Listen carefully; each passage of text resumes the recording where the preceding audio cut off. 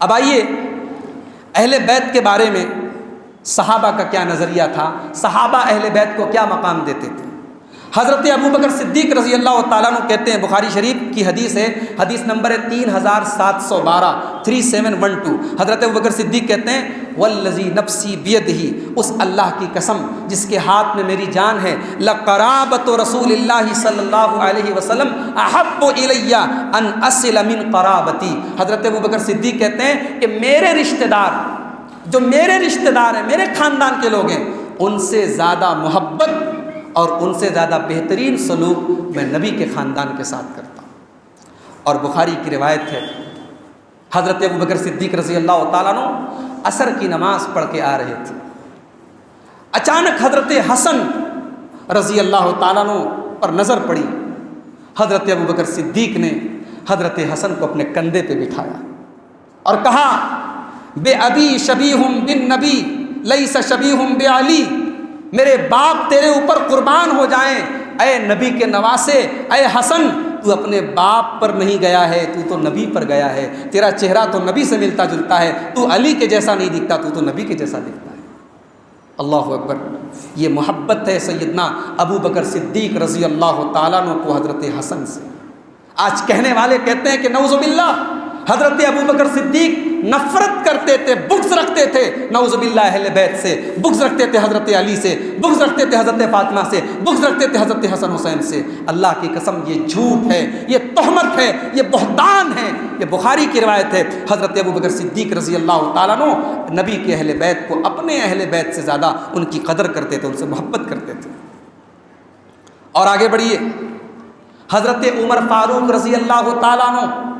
ان کے دور میں جب قحط سالی پڑتی تھی، جب سوکھا پڑتا تھا، بارش نہیں ہوتی تھی، تو حضرت عمر فاروق رضی اللہ تعالیٰ عنہ نبی کے چچا حضرت عباس کے پاس آتے تھے اور حضرت عباس سے ریکویسٹ کرتے تھے، گزارش کرتے تھے کہ آپ نبی کے اہل بیت میں سے ہیں، نبی کے چچا ہیں، آپ اللہ سے دعا کر دیں۔ اور صحابہ دعا کرتے تھے کہ اے اللہ، جب تیرے نبی با حیات تھے، جب تیرے نبی دنیا میں تشریف فرما تھے، تو ہم تیرے نبی کے ذریعے دعا کرواتے تھے بارش کی، آج تیرے نبی کے چچا عباس سے ہم دعا کروا رہے ہیں، اے اللہ ان کی دعا کو قبول فرما لے اور ہم پر بارش نازل فرما دے۔ اور بارش ہوتی تھی، یہ بھی بخاری کی روایت ہے۔ یہ حضرت عمر رضی اللہ تعالیٰ عنہ کی محبت ہے اہل بیت سے۔ حضرت عمر رضی اللہ تعالیٰ عنہ نے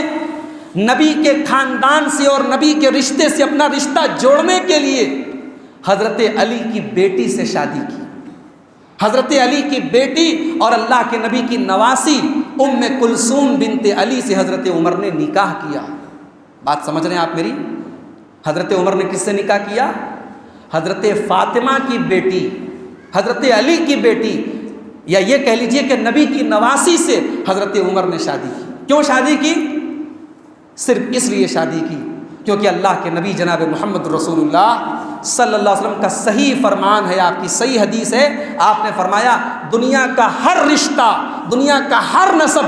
قیامت کے دن ختم ہو جائے گا، دنیا کا ہر نسب قیامت کے دن ختم ہو جائے گا الا سببی و نسبی، لیکن محمد الرسول اللہ کا جو نسب ہوگا، محمد الرسول اللہ کا جو رشتہ ہوگا، وہ قیامت کے دن بھی کام آئے گا۔ اگر ایمان ہے آپ کے پاس، اگر نیک عمل ہے، تو قیامت کے دن نبی کا نسب آپ کے کام آئے گا۔ یہ حدیث صحیح حدیث ہے، علامہ البانی نے اس کو صحیح قرار دیا ہے۔ اس حدیث کی بنیاد پر حضرت عمر فاروق رضی اللہ تعالیٰ عنہ نے حضرت علی اور حضرت فاطمہ کی صاحبزادی حضرت ام کلثوم سے نکاح کیا۔ اور آگے بڑھیے، علامہ ابن تیمیہ رحمۃ اللہ علیہ اہل سنت کے بہت بڑے امام ہیں، وہ عقیدہ بیان کرتے ہیں اہل سنت کا، وہ عقیدہ بیان کرتے ہیں اہل الحدیث کا، وہ عقیدہ بیان کرتے ہیں سلف صالحین کا کہ اہل بیت کے بارے میں ہمارا کیا عقیدہ، کہتے ہیں وَيُحِبُّونَ أَهْلَ بَيْتِ رَسُولِ اللَّهِ صلی اللہ علیہ وسلم،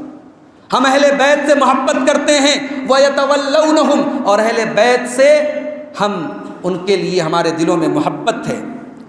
وَيَحْفَظُونَ فِيهِمْ وصیت رسول اللہ صلی اللہ علیہ وسلم،